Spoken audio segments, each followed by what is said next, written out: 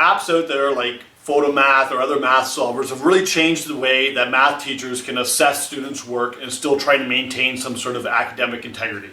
There needs to be more than just simply having the student hover their phone over the question and copy down the answers that are given. There needs to be a way to maintain that this is actually the student's work and that it's some sort of way to assess them. So here's a few tricks that I've kind of came up with over the years to help work within this world of Photomath and these apps. The first thing is just kind of acknowledging that these apps exist. They're not going away. They're going to stick around. They're evolving. They're changing.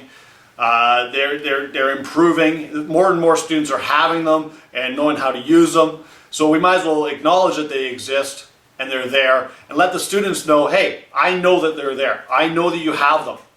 So here's a few ways that you can use them properly at home and still maybe benefit your learning.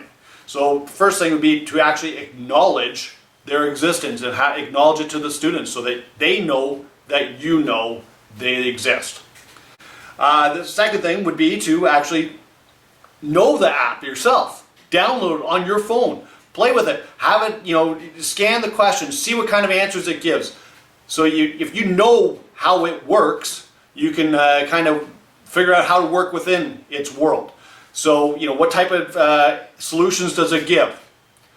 If with certain technique it uses, maybe you can teach a different technique in your class than what the photo app uses.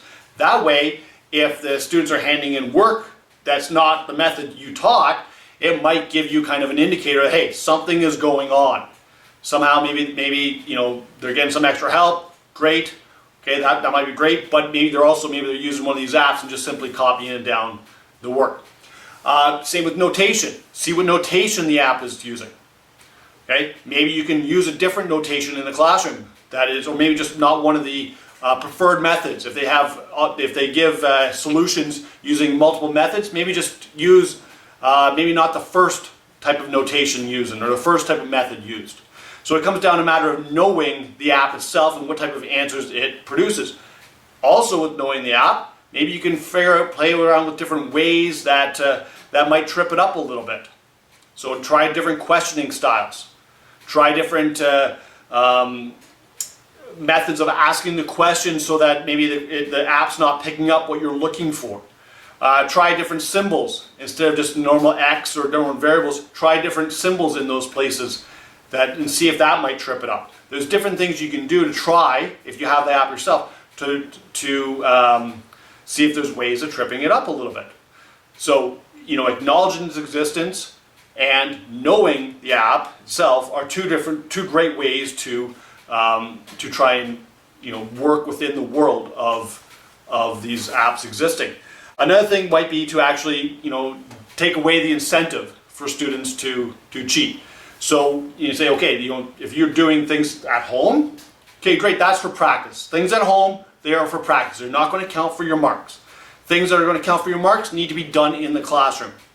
So if you're at home and you're using these different apps to try and get your solution, you're just simply copying down the answers they give without putting any thought into it or trying to learn it yourself, that's going to have absolutely zero benefit for you in the class when you're actually trying to reproduce that work in front of me. So things that are done in class are the stuff that's for mark. Things that are done at home will be for practice. Don't have take-home tests. Tests are done in class.